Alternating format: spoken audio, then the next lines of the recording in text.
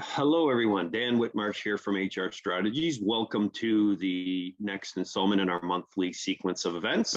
Today's topic is talent management analytics, and we're hoping to give you some great and insightful ways to visit the data that you've collected, focus on trends, and then help leverage data to predict the future of your organization. And with me, I've got a star-studded cast of Dan Grados and Andrea Sanity, who are the co-founders of the Innovative People Analytics team, who are partnering with us on this experience. And what we're going to do quickly is, walk through some introductions about us, talk about the difference between reporting and analytics, look at the reporting and analytics maturity models to help you understand where you might be on that continuum, then talk about how we can align data and HR management practices to support and sustain your business strategy, and then help you understand your personal journey of where you are as a professional in this space and evolve your data competency, and round out with some questions and answers. So with that said, let me get started. My name again, Dan Whitmarsh, Senior Solutions Engineer at HR Strategies Consulting. I know a lot of you follow all of these events, and I think I've been the common element amongst them all throughout the last year.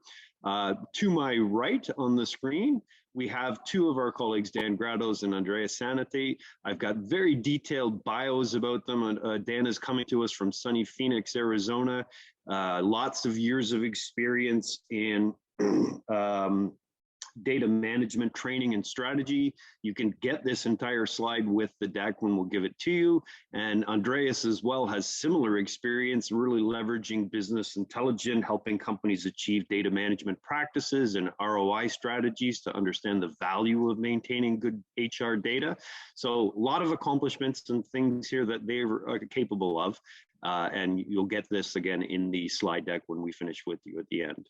Quickly about HR Strategies Consulting, who is the host of the event.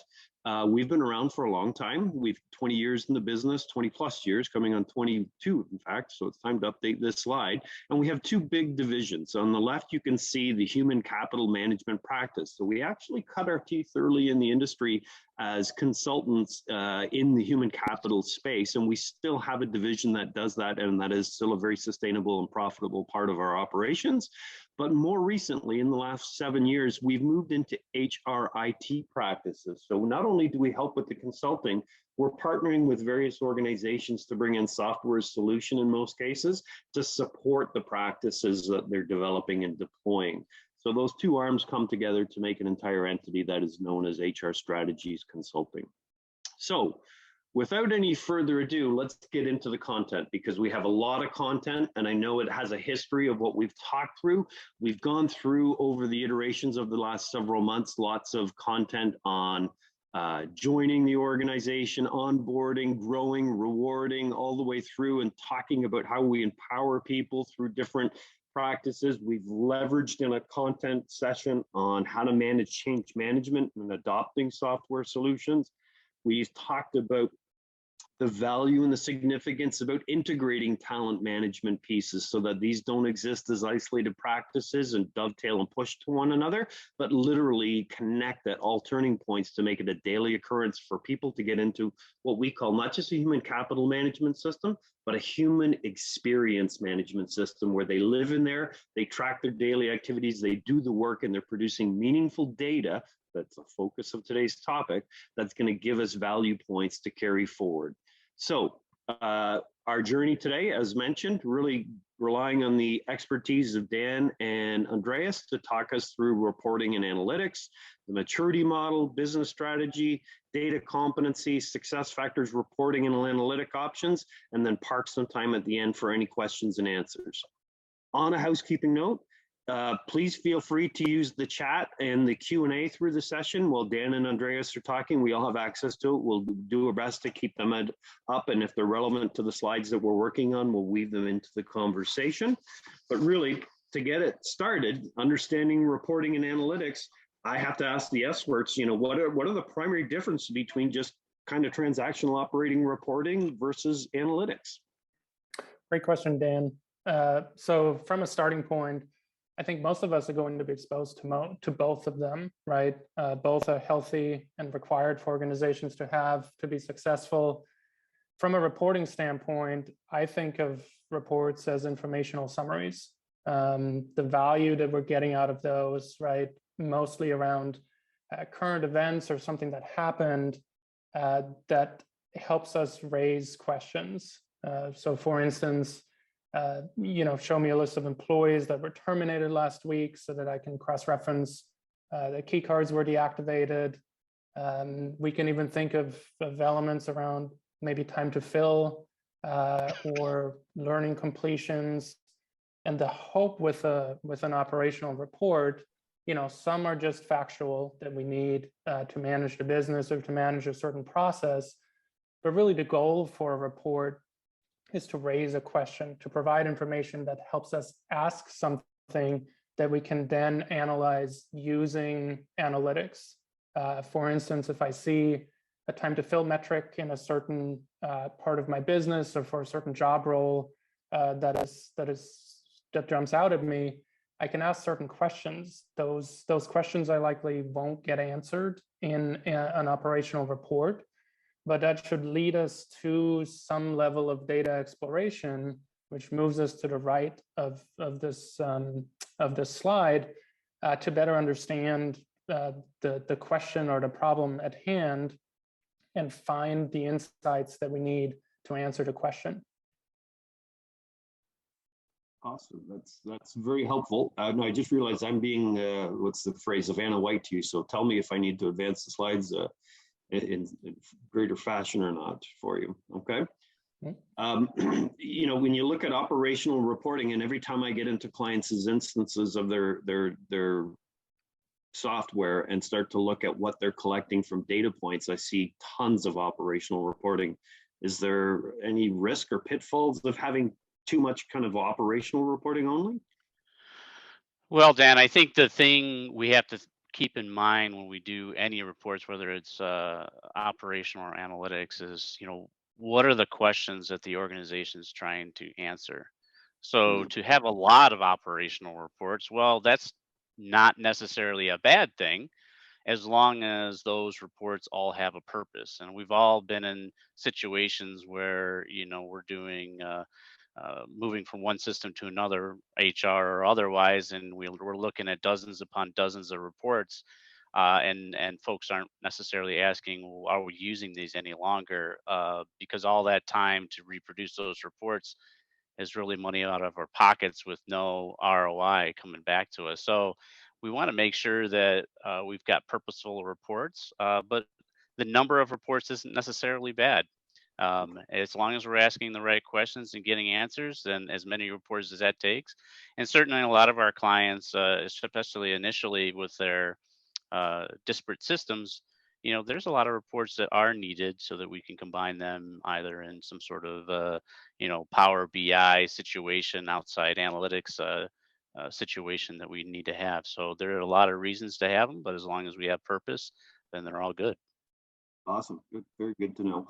As you think about, the effort involved in putting those reports together, I mean, obviously people are mindful of, how much time and cost or resourcing they have to put to it.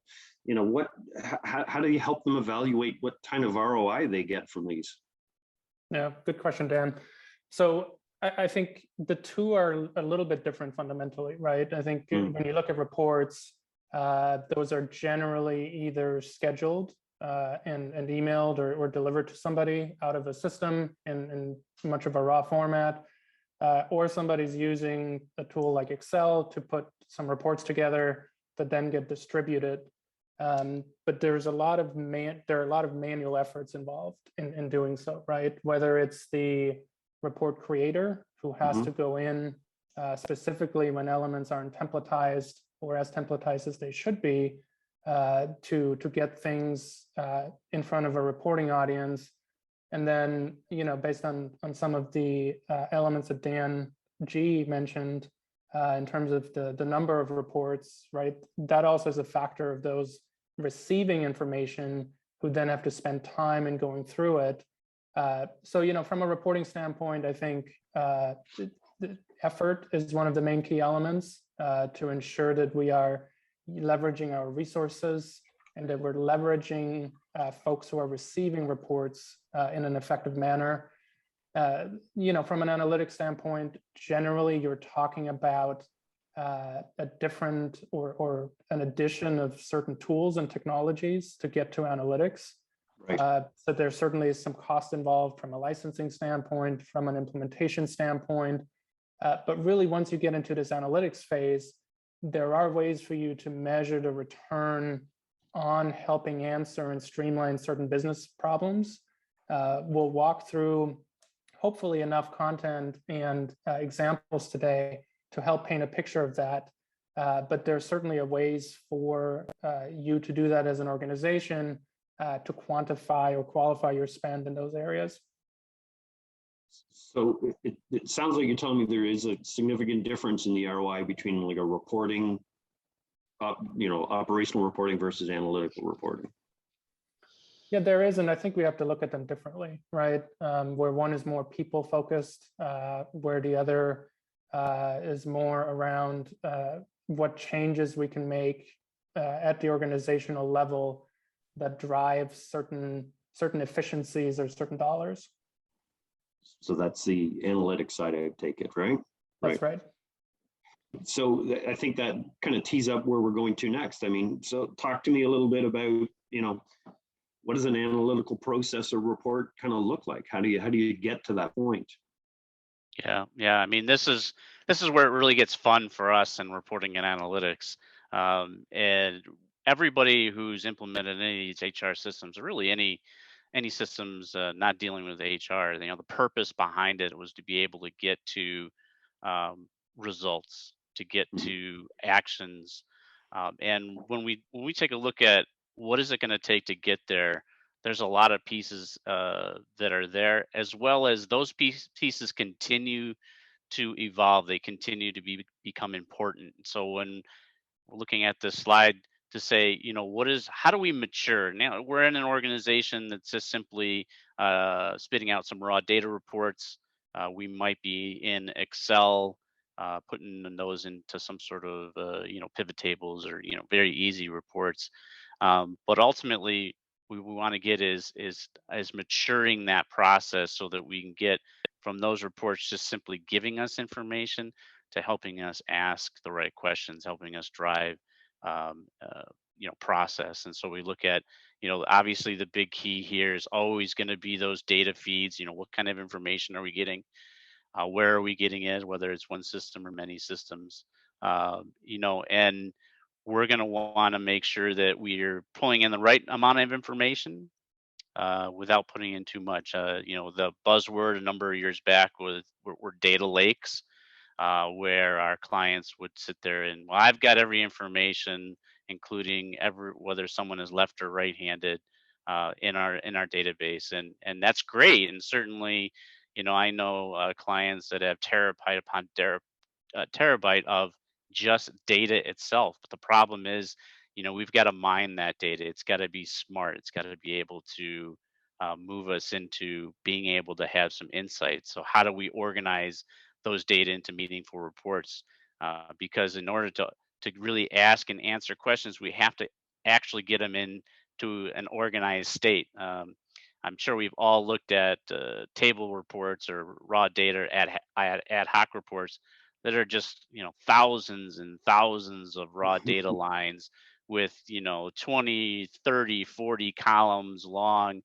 And I know, over the years, my eyes are old at this point, and looking at a spreadsheet like that is tough, right? Because of my first question is, so what are we trying to do with this report, right? So organization is the key. From that, we can start looking at the insights and saying, okay, what kind of actions do we need to take? Some of the things that we look at from a very simple point of view, an operational point of view, like time to fill, right?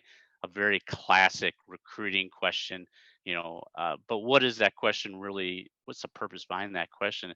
Well, it's taking a look at the process, right? What is the recruiting process to say, are there steps in this process that seem to be taking very long? We might have, an interview one stage is taking incredibly long. and we're going to want to dive into that and refine that process if possible. I've had clients say, I don't know how this recruiter is taking so long uh, to fill those requisitions. And then when you dive into, you find, well, yeah, that recruiter is basically hiring executives. That's going to take a lot longer than someone is sitting on the line. So uh, getting a better understanding and those insights can help drive those actions. And then ultimately, we go full circle here, right? Because we're going to get results, right? We're going to have actions. We're going to take actions. Say we're on the recruiting time to fill. We've refined the process. We've cracked the whip. We've included some more resources to handle those interviews, and so we've cut down that particular stage in our recruiting process. Now we got to take a look at the results and see what that led us to. It might be that we've improved our overall process, right? We've gone from 45 days time to fill down to 30, right? And we got those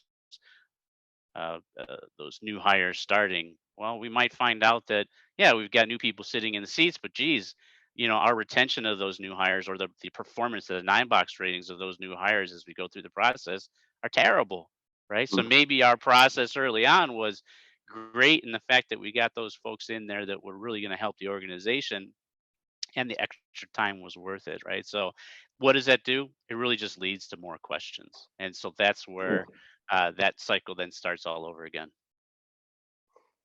It sounds like it's just a challenge to know if you're doing things properly or doing it right at all. Yeah, I mean, I think the question we all have is, no matter what we're doing, are we doing it right? Mm-hmm. And I'm a firm believer that if we have a good sense of what the organization needs, we have a good sense of what the HR organization in this case needs, and we are able to ask those questions and provide answers, then we can't do any wrong. We might come to wrong results, but in our world, no action is action too. So at least if we're driving the questions, driving the results, and in trying to improve on that process, we're going to win in the end. Well, I suppose it also has a big function to figure out where you or your organization is on the continuum of being experts at this or beginning to understand and wrap your arms around data. So as you think about kind of maturity, how do you gauge yourself and prepare to become more mature or better at this? Yeah, that's a great question, Dan. And one of the more exciting things that we work through with our clients. So you're seeing an analytics maturity model on the screen that we use in our conversations. There are certainly other models out there. But as I talk through this, there are going to be certain key elements that I want to make sure that folks take away from this, because they are applicable regardless of how you look at this. So for us, the primary stage, or the foundational stage, is that raw data access is kind of the initial piece that we do, when we have systems online, extract some data. Everything is done from an ad hoc standpoint. Lots of going back to the ROI piece, right? Lots of manual effort from individuals that are maybe downloading reports, putting those into Excel, or sending them out. This is an important stage, right? Because it's a foundational layer, and kind of ties into something that we're going to talk about a little later around governance of systems, where we have to ensure that systems and processes are set up in a way to get data out of these systems. And once we've done that, we can kind of move into what we call a consistency in reporting stage that works on templatizing elements, that works on ensuring that we have governance in place, down to, what are some of the metrics that we're using, and are we calculating those consistently across reports or across the organization. When we think about templatization, we are we're reducing some of the ad hoc and manual elements. Those will always be around, right? Because systems are going to change, questions might change. We can't templatize everything. But this is a key piece, right? Because it doesn't just affect us as report creators, but it also impacts those receiving reports to where they know what they need. They're going to get what they need, and they're going to get it in a format that helps them understand the data better. Once we've done that, we can move into what we call a data insights stage, where we're starting to use data, we're starting to ask questions, we're kind of getting into that. When we talk about reporting versus analytics, we're starting to move over into the analytics phase, where we can really leverage some of the work that we've done to get to this stage. And I think that's one of the most crucial elements, right? Because at the end of the day, when we talk to our clients, the focus is not, it's in my mind not as critical of where you are on this maturity curve, but how well you've done each of the stages that lead up to where you are today. So if you are in this data insight stage where you are doing some analytical elements, but the downstream data that you're using is bad data, it's not trusted. The data is missing certain pieces because the systems aren't configured according to the process. Then there are certain things that we've missed, right? And we're going to have to go back and address those elements to ensure that what we move out of the system ends up being actionable and trusted by the organization. And once we've done that, we can get to what we call a strategic planning phase or a strategic place, where we can start to integrate other data sources. We can start to look at things like workforce planning and pull in other data from the organization that helps us achieve certain business goals, whether those are around expanding in certain geographies or revenue targets that we have to meet in certain lines of businesses, and ensuring that we have what we need from people, from competencies, and other elements to be able to meet that. And then last but not least, it wouldn't be a model if we don't had predictive analytics in there. The ability to use certain analytic tools to predict future events or patterns that help us become more efficient. I will say that all of these stages may not necessarily apply to everybody on the phone. Specifically, the top, as we move closer to the very top of this pyramid, we've worked with certain organizations that are maybe very small in size or very unique in their business, where even though predictive might be important for certain parts of the business, it might not be as important from a planning or from an HR standpoint. So I think the takeaways for me here are one, anything that we do from a reporting and analytics standpoint, we have to try to do right, because otherwise we're going to have to go back and fix it. And two, let's figure out where you are and move up to where brings you benefit, knowing that may not be the top of the pyramid, in the very near future. You raised a couple of interesting points. I mean, you talked about data insights being predicated on having better raw data access and consistency to bring that trust and validity. And the first time you guys showed me this slide, I thought of the old Maslow's hierarchy of needs, where you're always striving to get to the top. But I'm hearing you say that that's not necessarily the case in this situation. So I think we want to move up and we have to move up, right? But we're often, when we talk to clients, when we start to engage with clients, predictive or AI seems to be one of the top things that come to mind that they want to achieve. And it's good for us to align on that, right? It's good for us to set goals. And some of the pieces that we do in our engagements is to understand future, medium, long term, to ensure that we're working up to it. But we also need to be realistic that some of the elements that we're hearing in the market, right, and some of the catchphrases and terms may not be applicable immediately. So we're going to do what we need to do to work up to those eventually. But we can drive a lot of value in making sure that we have each piece of this puzzle in place and do it well, before we focus, solely on a predictive or top of the pyramid element. Gotcha. Okay, that makes sense. So then I think that sets up exactly where you wanted to go to next year. You talk about aligning those analytics to a business strategy. Can you walk me through that a little bit? Why is that a priority, or is that the priority? Yeah, I think this is one of those areas that is evolving for especially the HR space, right? I mean, theoretically in the past we've been known of more of a cost center, right? We've sucked the money out of the organization so that we can train our employees, and that's been the viewpoint of a lot of the relationships between HR and the rest of the organization.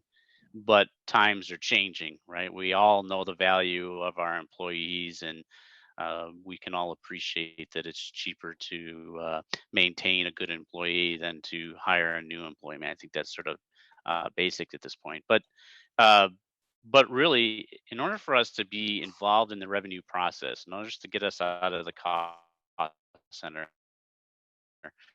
we have to really start to take a look at how all that we do in the HR space relates back to the overall business strategy. So I've outlined a few things here on the slide when we talk about diversifying the product, expanding to new markets, reducing costs, improving customer service, and the ability to innovate. These are all typical business strategies right now. And even if I'm going even closer to home right now, is the great resignation that's occurring now in across a lot of industries, right? So especially our clients have been really focused on recruiting and the high potential employees. Well, really, what is that talking about? That's really talking about reducing costs as a business strategy. That's about maintaining consistency in the business strategy, so that we're not, as from a business aspect, looking for and spending time trying to find the right people because we've maintained and we've kept them, right? So those are some of the things from business strategy that we want to look at. Well, we also want to be able to sit at the table and go, as an HR practice, we can help, right? So we can take a look at, do we possess the talent, uh, those knowledge, skills, and abilities of our full-time equivalents or our part-time people, and all of those all the things that go into a truly talented team. And if we don't have those, where are the gaps currently, as well as where are the future gaps, right? I know that there's been, especially in the last couple of years, there's been a lot of folks that were older that might have thought, well, yeah, I could stick it out for 2 or 3 more years, but I don't really like working at home. So I'm going to go retire, get that sailboat, and start fishing for a living. And so we have to start to predict that stuff and those future talent gaps. So HR can help in that regard. So we're not caught off guard. We're not losing, knowledge, whether that's documented or not. So those are the types of things that HR is going to help with. And then, here, if there's anyone on the call here today, the next one, are we hiring the best talent, right? That recruiter, golden idol, if you will, of, who's the best candidate? Where are we going to find these folks, and how do we maintain them after they're hired? These are the types of things that HR wants to be able to go to the business with and help. Hey, you want to expand to new markets? Here's a team that you need to do it. Here's where we find those folks, and here's what we need to, essentially pay them to keep them around, or whatever the benefit is. And as I mentioned already, with the COVID situation, those voluntary turnovers, what's causing our turnovers? Is it just simply folks have grown tired of working? I myself have always dreamed of opening an ice cream stand because I think that would be a lot of fun. So, maybe there's a point where I go and do that, right? That voluntary turnover. But there might be other things that are involved in that turnover, and being able to analyze that so we can maintain business consistency and overall profitability is going to be ideal, right? So those are the HR challenges that we're going to look at. But through our analytics and our reporting, we're going to be able to look at those insights and really be helpful. So things like, looking at bench strength, looking at the voluntary turnover ratios, looking at regretful turnovers, right? Quality of hire, range penetration, all of these things that we're going to gain from asking those questions, tying directly back into that overall business strategy, right? We want quality hire. We want to expand into new markets. We got to take a look at who we got and hire where we're missing, and be able to really knock it out of the ballpark there in the new market.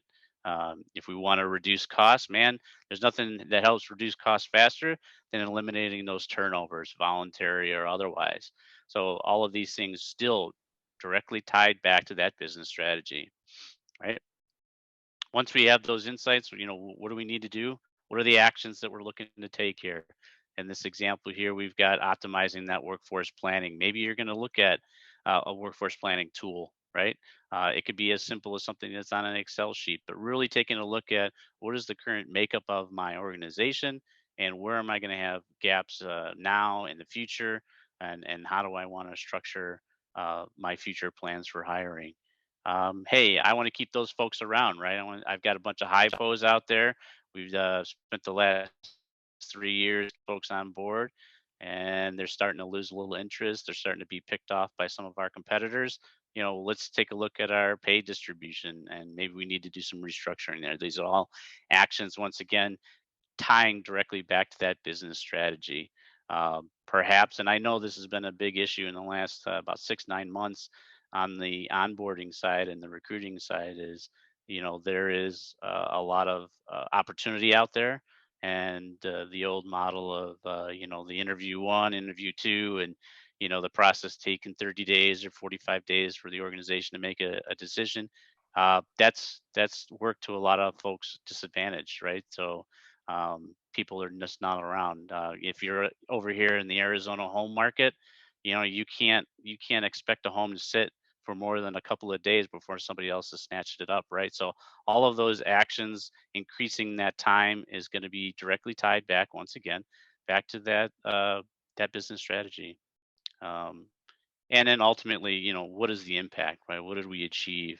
With all hopes and dreams, growing that product offering, reducing costs, increasing productivity and innovation. These are all things, once again, tying back to that business strategy. Ultimately, if you remember back to the slide that I had a couple of slides ago, it's going to be cyclical, right? Once we see those impacts, we're right back into, we've got the impact. How is that driving business strategy? Is it going to change that business strategy? Do we need to tweak it?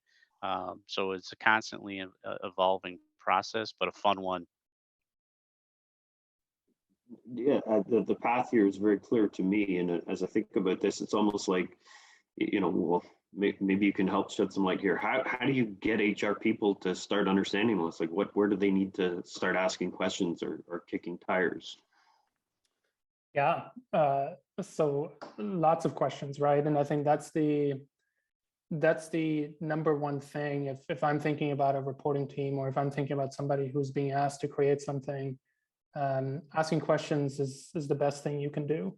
And I understand that that's hard sometimes, because especially those folks that are sitting on the reporting side, they have a set number of reports that they need to provide every day, every month, every quarter.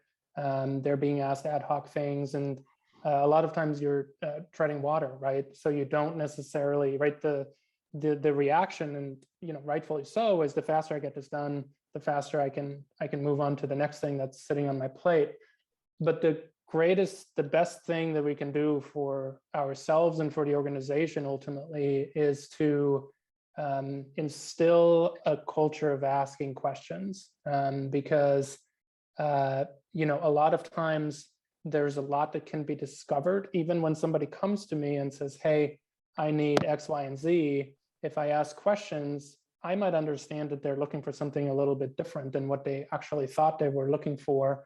I can potentially point them at an existing report or an existing metric without having to create a new one, because there's no shortage, whether it's in the marketplace or I'm sure at most of our organizations, of metrics, right? We tend to always add to metrics. We tend to not remove metrics. The list of metrics just tends to get bigger.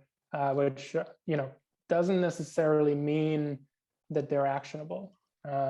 So I think asking about the process, understanding the process, and understanding the problem that we're trying to solve, the data itself, right? Where that data is going to come from, and how it has to be joined together, whether it can be automated and transformed and cleansed, leveraging existing metrics, ensuring that those are standardized, governed throughout the organization.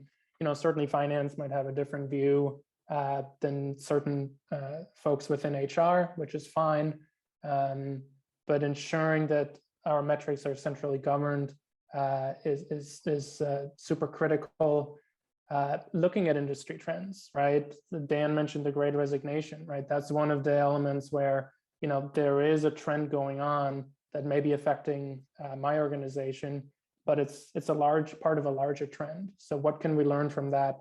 How can we learn from that to strengthen our own teams and our own organization?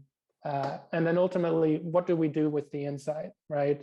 If insight is delivered and not acted upon, then we haven't really come full circle.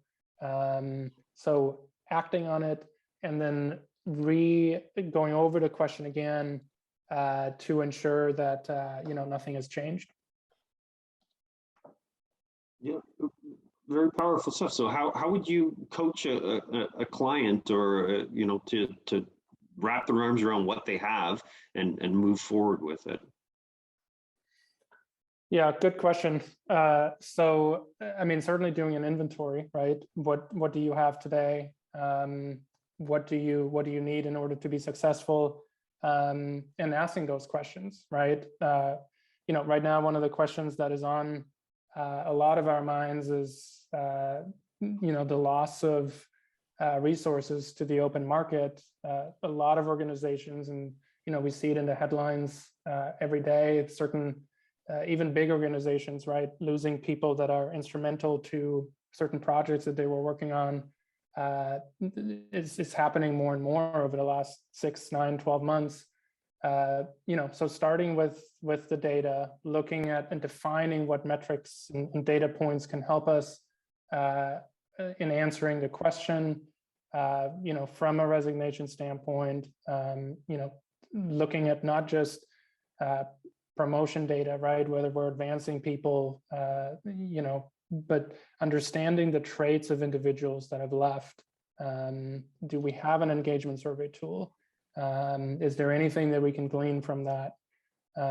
What does our at-home work from home policy look like? Is it flexible enough for individuals?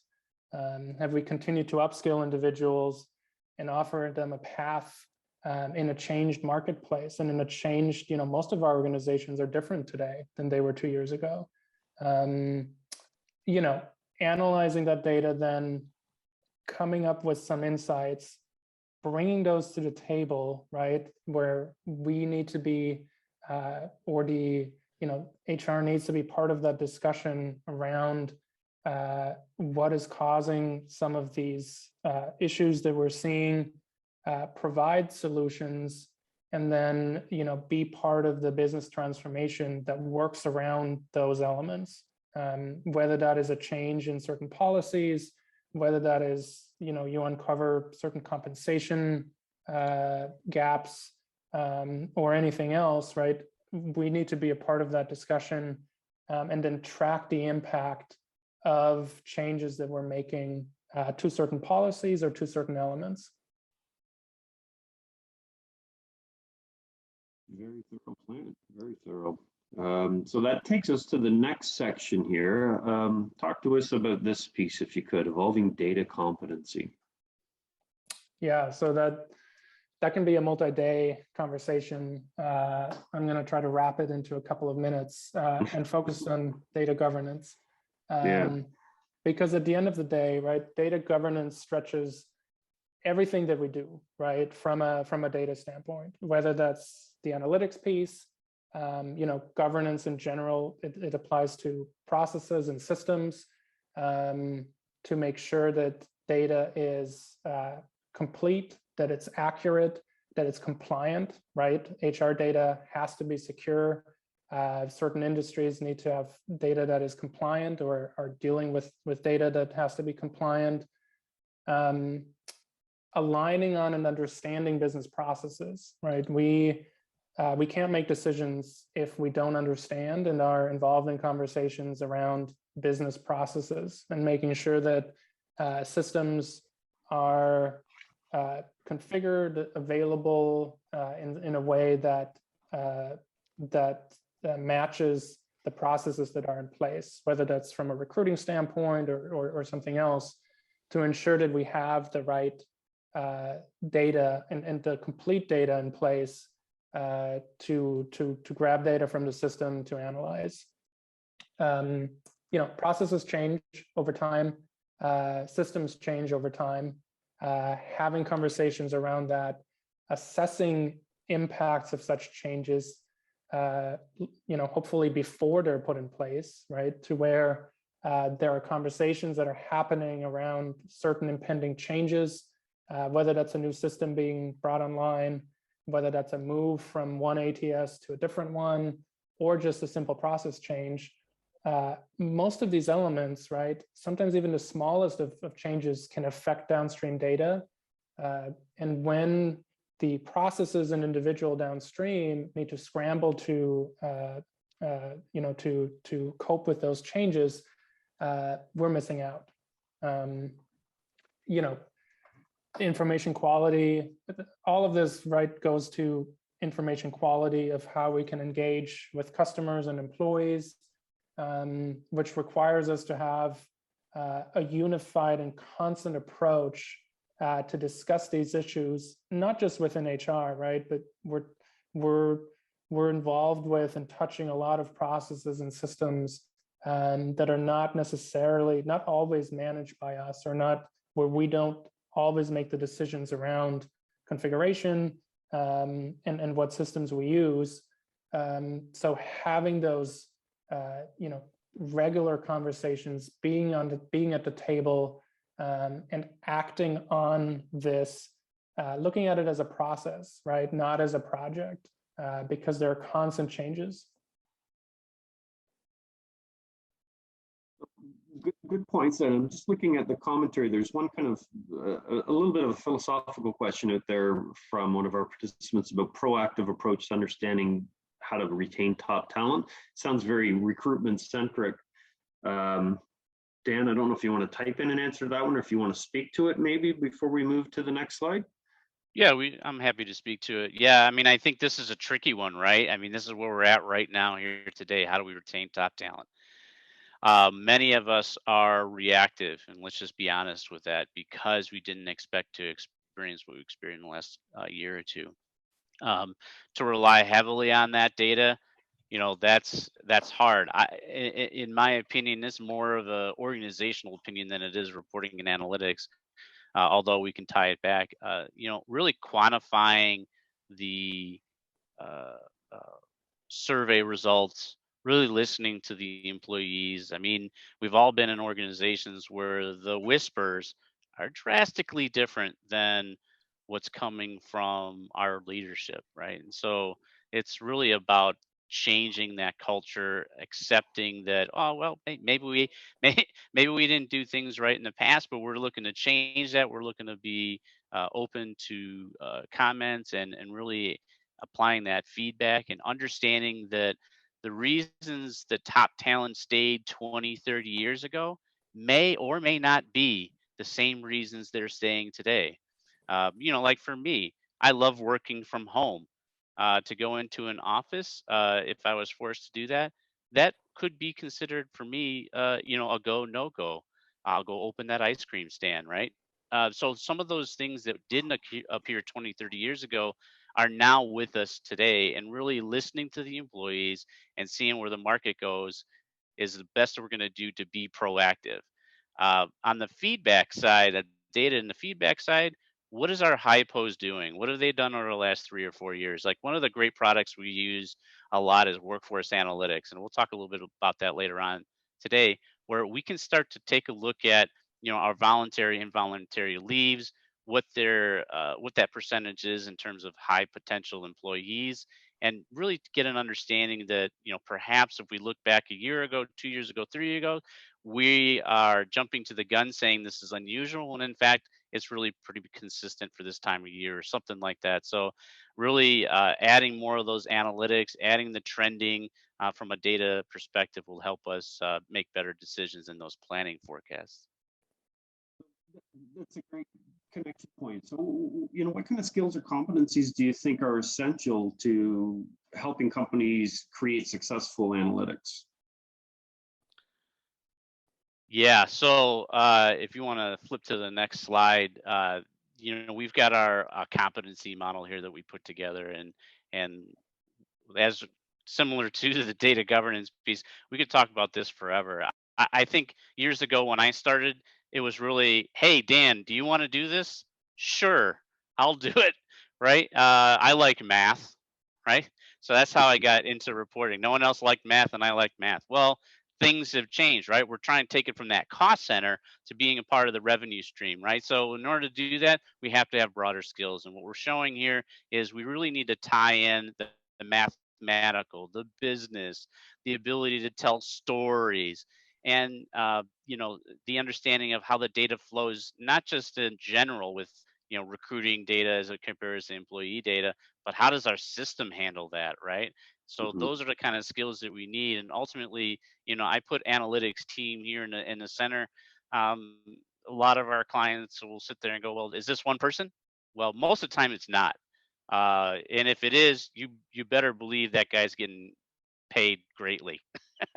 But most of the time, we see with many different people, and it's not always a full-time equivalent doing all this stuff in the analytics and reporting world, but it's a combination of folks coming in with all these different skills, meeting together, and really developing the practice as a team.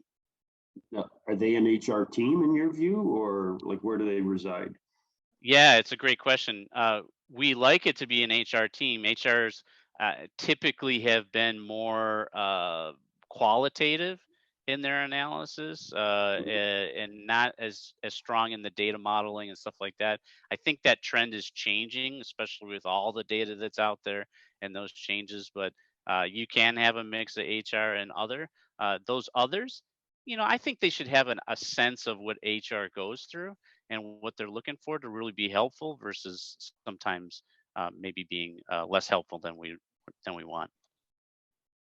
Okay, awesome. So I know that we are a agnostic. We do consulting, and I've seen your bios. You've worked across multiple platforms, but the primary platform that we work with is SuccessFactors. Does it make sense to take a quick look inside of that system and see kind of a quick glimpse of what's under the hood there from a reporting and analytics perspective?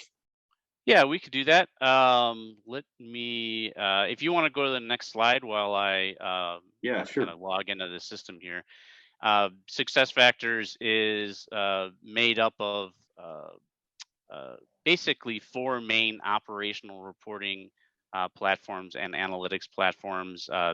There are other, tips and tricks that you might come across in terms of, different tools that can be integrated. But for the most part, we were definitely focused on uh, those success factors tools. So pardon me for a moment. I'll hit my green screen here, share screen.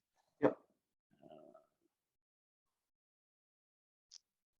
And let's see, we are in this one.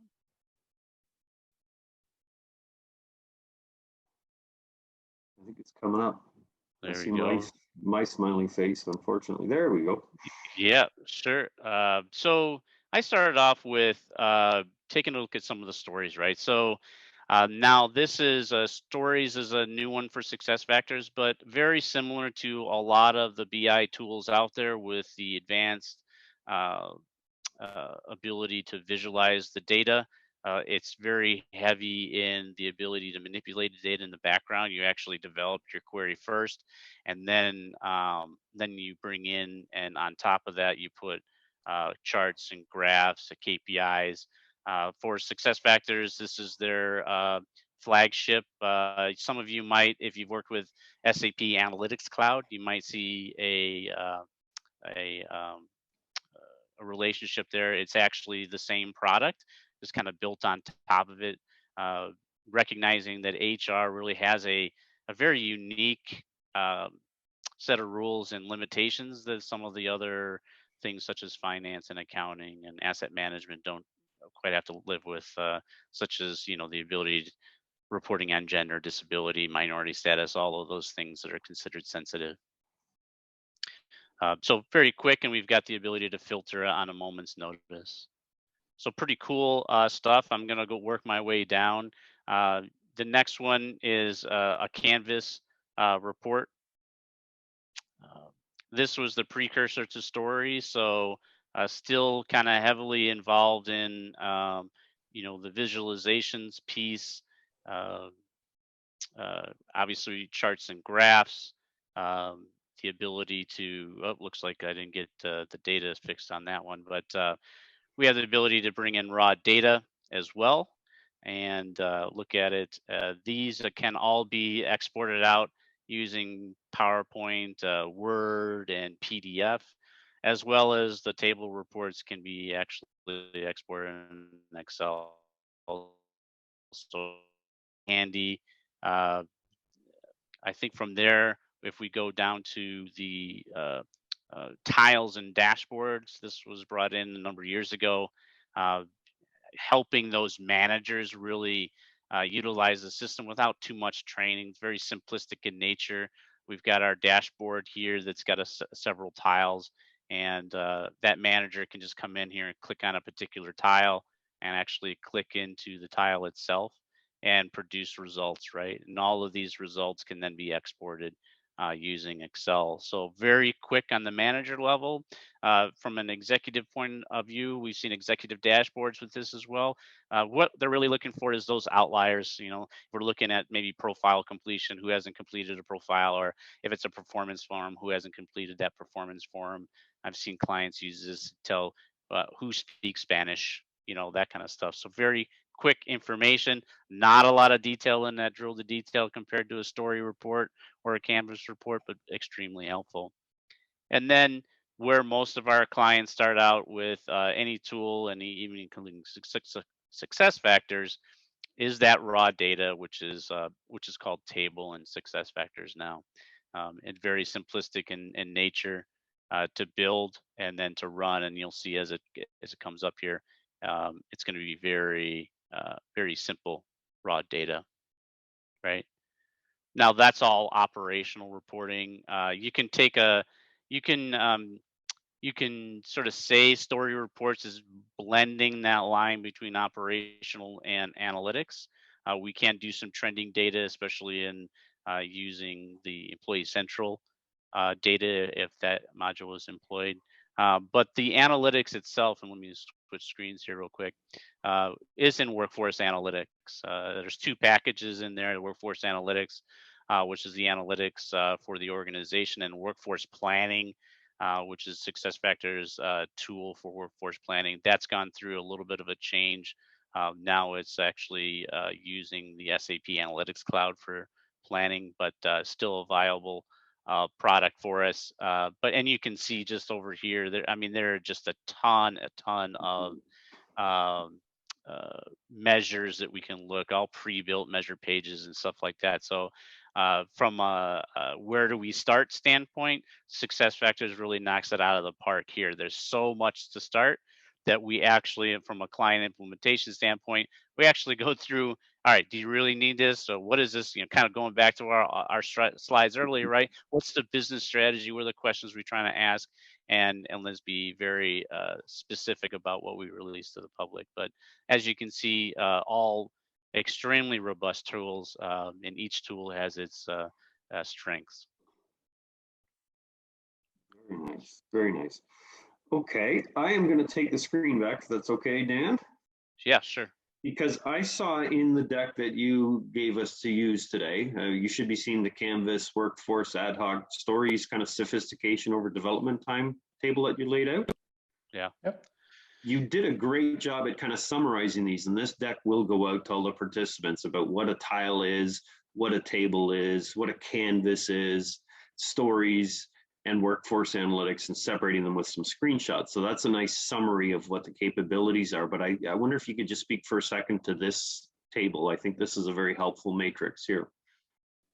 Yeah, I think, you know, there tend to be many ways to get to an answer, which is a good thing and can sometimes be a bad thing.